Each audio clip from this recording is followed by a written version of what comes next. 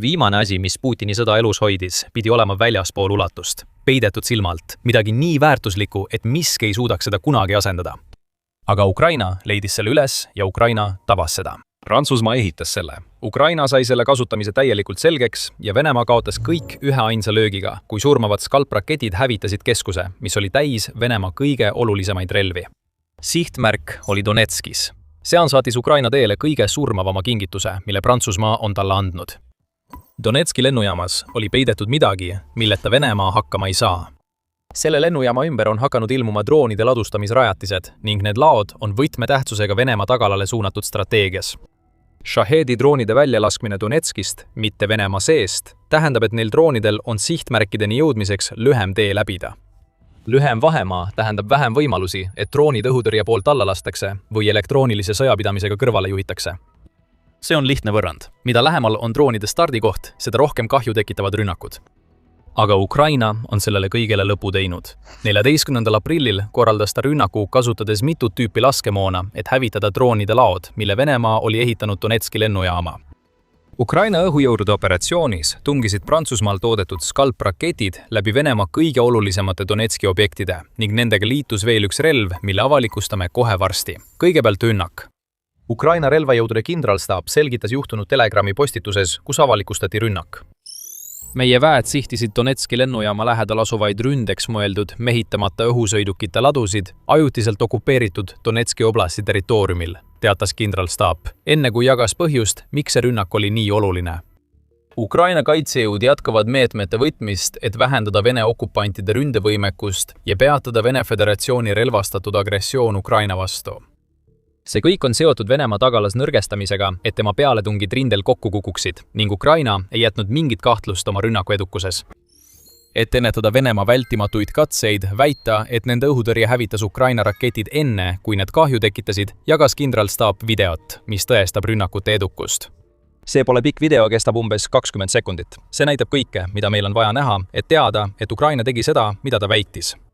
2 sihtmärki on ringiga märgitud, ilmselt filmitud luuredrooni poolt, mis lendab üleval. Siis toimub tohutu plahvatus. Esimene sihtmärk langeb, mõni sekund hiljem järgneb veel üks suur plahvatus, mis hävitab teise. Hiljem näeme tagajärgi. 2 suitsuvad vrakki seal, kus varem olid droonide hoiukohad. Ukraina andis Venemaa sõjaväele Donetskis valusa löögi ja valis selleks täiusliku relva. Prantsusmaal toodetud skalpraketid, mis on samad, mis Ühendkuningriigis toodetud Storm Shadow raketid, on Ukrainas olnud alates 2023 aastast.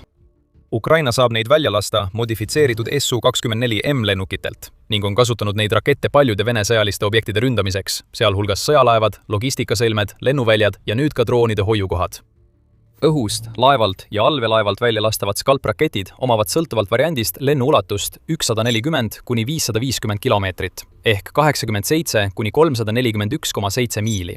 Kõik need raketid kannavad 400 kilogrammist ehk peaaegu 882 naelast suure lõhkevõimega läbistavat lõhkepead, mis teeb neist ideaalse relva tugevdatud variandite vastu, kus hoitakse relvi, mida Venemaa vajab Ukraina nõrgestamiseks.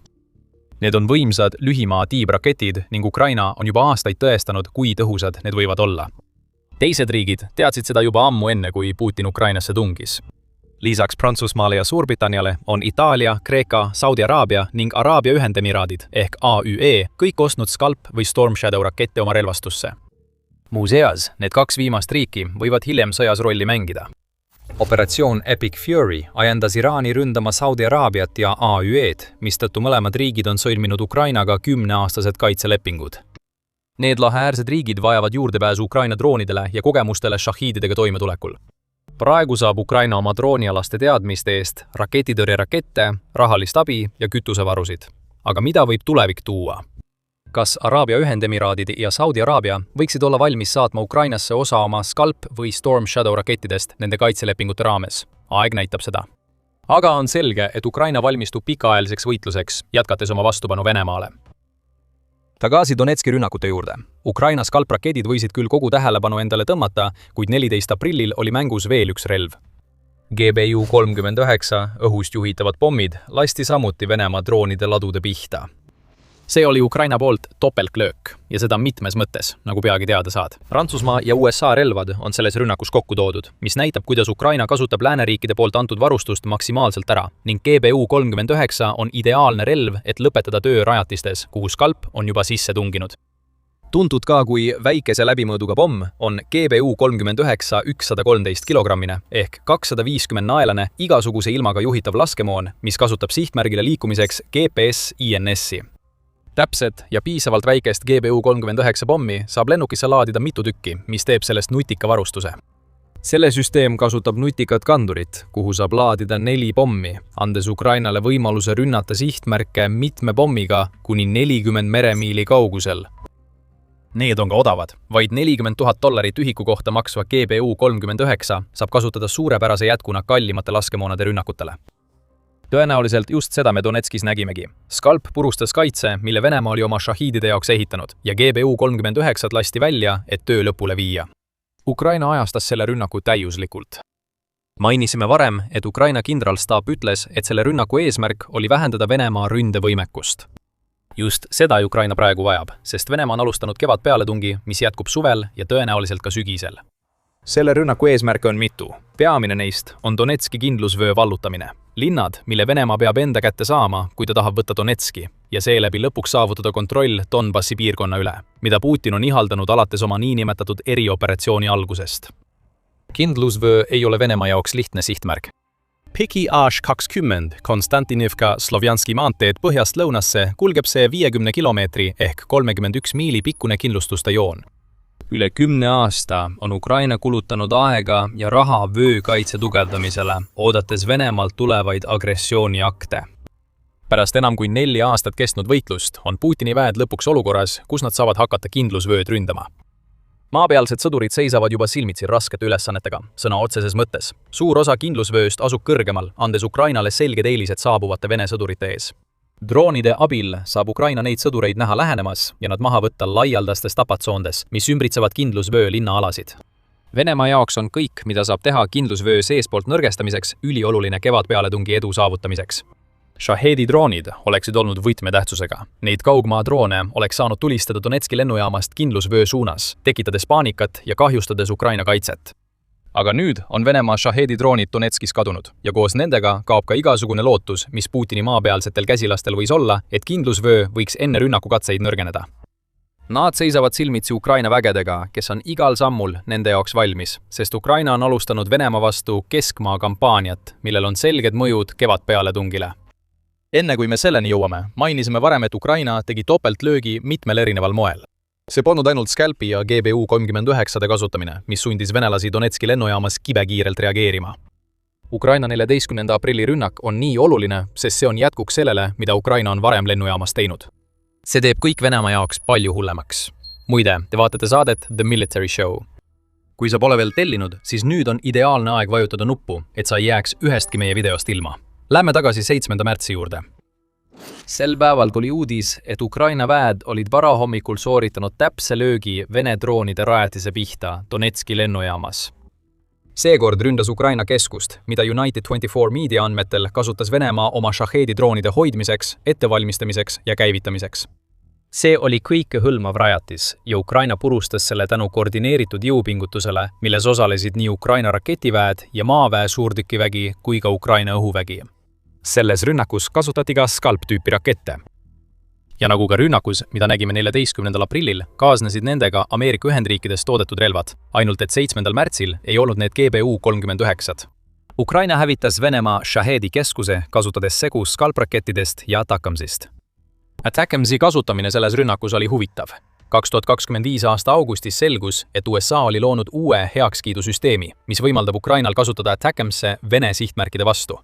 See süsteem läbis mitu heakskiidu tasandit, lõppedes lõpuks USA sõjaministri Pete Hegseti jah või ei otsusega. The Wall Street Journal kirjutas, et uus süsteem takistas Ukrainal suure osa 2025 aastast Attackmse Venemaa vastu kasutada, sest vähesed rünnakutaotlused lükati tagasi. On selge, et 7. märtsiks oli midagi muutunud. Ukraina saab taas kasutada Attackmse kogu jõuga Vene sihtmärkide vastu ning selle tulemusena põles Donetskis üks Shahedi keskus. ATACMS on Ukrainale taas väga kasulik relv oma arsenalis. lühimaa ballistiline rakett ATACMS suudab sõltuvalt kasutatavast plokist lennata 165 kuni 300 kilomeetrit ehk 102 kuni 186 miili. Piisavalt kiire, et vältida Vene õhutõrjet, saab raketti varustada kas suure lõhkepeaga või suure lõhkeainega plahvatuskillu lõhkepeaga, millest viimane suudab sihtmärgile toimetada 300 kuni 950 tükilast. Nii et võib-olla nägime midagi sarnast 7. märtsil, mida kahtlustame, et nägime ka 14. aprillil. Scalp tungis läbi. USA-s toodetud järgne relv hävitas selle. Ja kas me ütlesime varem topeltlöögi? Võib-olla oleks pidanud ütlema 3-kordse löögi. 28. märtsil teatas United 44 meedia, et Ukraina oli taas rünnanud Donetski lennujaama. Seekord sihiti mobiilseid stardiseadmeid, mille Venemaa on paigaldanud sinna, kuid Putini väed kasutasid neid Shahedi droonide saatmiseks Ukraina linnade suunas. See rünnak erines 2 eelmisest, mida mainisime, kuna selle viis läbi Ukraina mehitamata süsteemide vägede esimene eraldi keskus. Teisisõnu, Ukraina saatis droonid hävitama droonide laskeseadmeid, hävitades selle käigus vähemalt 4 neist. See, mida siin näeme, on süstemaatiline kampaania muuta Donetski lennujaam, millest Venemaa on teinud võtmetähtsusega Shahedi keskuse täiesti kasutuks. Muljeta valdavalt kasutab Ukraina selle keskuse kahjustamiseks mitut tüüpi laskemoona. Scalp ja ATACMS toovad kaasa tohutu tulejõu, mis suudab purustada terveid hooneid. GBU-39 juhitavaid pomme kasutatakse tõenäoliselt järelrünnakutes, mis hävitavad droone ja tagavad, et Venemaal pole võimalust parandada kahju, mida Ukraina kasutatavad lääneraketid põhjustavad. Mis puutub droonidesse, siis neid kasutatakse täppislöökideks laskeseadmete ja sarnaste sihtmärkide vastu, tagades, et Venemaa ei saa isegi kasutada vähenevat Shahedi droonide varu, mis tal Donetski lennujaamas on.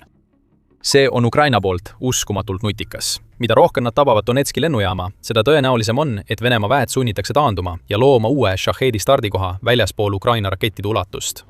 Ja kui Shahedi stardikohad tuleb veelgi kaugemale viia, kaovad kõik need eelised, mis võimaldasid varem Ukrainale lähemalt droone välja lasta, millest me varem rääkisime.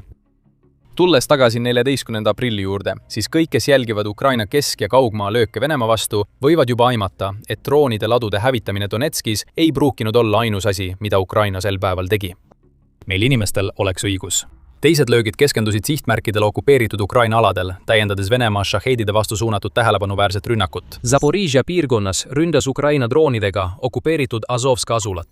Selle asula laskemoonalaod on olnud kasutusel Vene sõdurite varustamiseks, kes üritavad liikuda Zaporižja linna suunas, kuid need on nüüdseks hävitatud, kuna Ukraina droonid purustasid need tükkideks. Tagasi Donetskis ründas Ukraina samuti Ozuvit ja Kulikivska asulaid. Jällegi olid sihtmärgiks laskemoonalaod ning see kõik on osa Ukraina strateegiast nõrgestada Venemaa kevadpealetungi igat aspekti. Kui hävitada šahidid, siis halvab see Venemaa kaugmaa strateegia. Kui hävitada laskemoonalaod, peavad Venemaa väed rünnakuid alustama tühjade kätega, muutes nad saagiks droonidele, mis täidavad Ukraina tapatsoone. See kõik teenib kurnamissõja strateegiat, mis töötab Ukraina kasuks väga hästi aastal 2026. Pikamaa droonide rindel teeb Ukraina kõik endast oleneva, et Venemaast ette jõuda nii välja lastud droonide arvu kui ka nende tabatud sihtmärkide hulga poolest. Selles valdkonnas on Venemaa olnud suurema osa sõjast Ukrainast selgelt ees, mis oli eelis, millele ta toetus eriti tugevalt. 2025 aasta teisel poolel. Aasta lõpuks lasi Venemaa Ukraina pihta keskmiselt üle 5000 Shahed-tüüpi drooni kuus. Oktoobris 5298, novembris 5447 ja detsembris 5131 drooni. See tähendas märgatavat kasvu droonide arvus, mida Venemaa iga kuu Ukraina vastu kasutas, võrreldes 2025 aasta varasemate kuudega, ning see eskalatsioonimuster on jätkunud ka 2026 aastal. Selle mustri pööramine on Ukraina eesmärk ning just siin tulevadki mängu rünnakud Donetski vastu. Venemaa üritab endiselt eskaleerida ja tal õnnestub see. Märtsis teatas Ukraina õhujõud, et Venemaa on nende pihta saatnud 6462 drooni, mis on isegi kõrgem arv kui 2025 aasta lõpus. Aga midagi on muutunud. Tegelikult on muutunud kaks asja. Esiteks on Ukraina edukus Vene Shahed-tüüpi droonide allatulistamisel alates 2025 aasta lõpust hüppeliselt kasvanud. Venemaa lasi märtsis välja 6462 drooni, neist 5833 tulistati alla enne sihtmärkideni jõudmist, mis annab Ukrainale 90% tõrjemäära. Nüüd meenutage, mida oleme öelnud Donetski lennujaama asukoha ja selle läheduse kohta okupeerimata Ukrainale. Võttes sihikule Shahedi larustamisrajatised Donetskis, sunnib Ukraina Venemaad oma Shahedi kaugemalt välja laskma, mis annab rohkem võimalusi neid droone alla tulistada. Oodake, et Ukraina droonide tõrjemäär ületab aprillis 90%. Kui see juhtub, teame, et Ukraina strateegia toimib. Teine asi on viimane, mida Putin kuulda tahaks. Venemaa juht on tugevalt lootnud kaugmaadroonidele, et teha tööd, millega tema maaväed hakkama ei saa. Suurem hulk droone, mida Venemaa suutis välja saata, oli midagi, mida Putin sai aastaid Ukraina pea kohal hoida. Enam mitte. Seesama märts, mil Ukraina saavutas 90% tõrjemäära, oli ka kuu, kus Ukraina tuli esimest korda pika maa droonide võidujooksus esikohale. Venemaa kaitseministeerium paljastas end tahtmatult, teatades, et on selle kuu jooksul alla tulistanud 7347 Ukraina drooni. See on palju rohkem, kui Ukraina teatab Venemaa poolt välja lastud droonide kohta. Ja see näitab, et Ukraina on pika maa droonide rindel Venemaaga võrdsuse saavutamisest juba kaugemale jõudnud. Ukrainal on nüüd rohkem kaugmaadroone kui Venemaal ja ta kasutab neid aktiivselt. Donetski rünnak oli näide uuest eelisest, mille Ukraina on lahinguväljal saavutanud. Kui Venemaa suurendas oma kaugrünnakute kampaaniat. 2025 aasta lõpupoole töötas Ukraina kõvasti selle nimel, et arendada välja uue põlvkonna keskmaadroonid, mis võimaldaksid tal katta kõik droonisõja aspektid. Lühimaa FPV droonid rebivad Venemaa sõdureid rindel tükkideks. Pikamaadroonid ja raketidroonide hübriidid ründavad sügaval Venemaa sees, purustades Vene sõjamasinad seestpoolt. Ja nüüd võimaldavad keskmaadroonid Ukrainal rünnata Vene positsioone okupeeritud aladel, ilma et oleks vaja selleks kulutada kallimaid pikamaadroone. Need keskmaadroonid liituvad lääne rakettide ja juhitavate pommidega, millel on sarnane tegevusraadius, et külvata kaost Vene tagalas. Ukraina keskmaarünnakud võimaldavad tal tabada okupeeritud alasid Venemaa piiriäärsetes piirkondades sagedamini ja võimsamalt kui kunagi varem. Arvud räägivad Ukraina kasuks. Nüüd, kui Ukraina laseb rohkem rakette Venemaa droonide ladude pihta Donetskis, on just Ukraina see riik, kes kasutab üha enam ära droonide eelise, mida seni on omanud Venemaa. Ja on veel üks aspekt sellest, mida Ukraina 14. aprillil korda saatis, mis väärib mainimist. Ukraina rünnakud näitavad erakordset koordineerimist ja kasvavat võimet kasutada erinevat tüüpi laskemoona, et põhjustada Venemaale maksimaalset kahju. Me näeme seda ka Donetskis endas, kus Ukraina kasutas rakette ja juhitavaid pomme droonide ladude hävitamiseks ning droone laskemoona ladude hävitamiseks Donetskis. Need on mitmed rünnakumeetodid, mida kasutatakse ühe operatsiooni raames, mis viitab Ukraina sõjaväe erinevate osakondade kõrgele koostöötasemele. See tähendab, et Ukraina saab laiendada oma rünnakute üldist ulatust, mis avaldab Venemaa õhutõrjele suurt survet. Kuhu tuleks need õhutõrjesüsteemid paigutada? Mida peaksid nad püüdma sihtida? Need on küsimused, millele Ukraina sunnib Venemaad nüüd reaalajas vastama, kui rünnakud toimuvad. Sageli on vastuseks see, et Venemaa püüab oma õhukaitset liiga laiali hajutada, mis võimaldab Ukrainal tabada mitut sihtmärki. Kuid isegi kui Venemaa keskendab oma õhukaitse ühele sihtmärgile, jätab see teise kaitseta. Putini väed satuvad olukorda, kus ükskõik mida nad teevad, on see halb valik. Ukraina muutub selliste olukordade tekitamises üha paremaks, kui ta arendab oma keskmaa droonivõimekust, kuni selleni, et neid saab kasutada rohkemate rünnakute läbiviimiseks koos rakettide ja juhitavate pommidega. Ja samal ajal, kui Venemaa üritab toime tulla sellega, mida Ukraina saadab Donetski kohale taevasse, on tal maapinnal veelgi suuremad probleemid. Oleme maininud, kuidas sellised keskmaarünnakud nõrgestavad Venemaa kevadpealetungi Donetskis. On palju tõendeid selle kohta, et see juba toimub. Midagi laastab Venemaa vägesid rohkem kui kunagi varem ja numbrid räägivad loo Vene pealetungist, mis varises kokku enne, kui see üldse alata jõudis. Saate rohkem teada meie videost. Kui teile see video meeldis, siis ärge unustage tellida The Military Show'd, et näha rohkem meie kajastusi Ukraina viimastest rünnakutest Venemaa vastu. Ja nagu alati, aitäh vaatamast!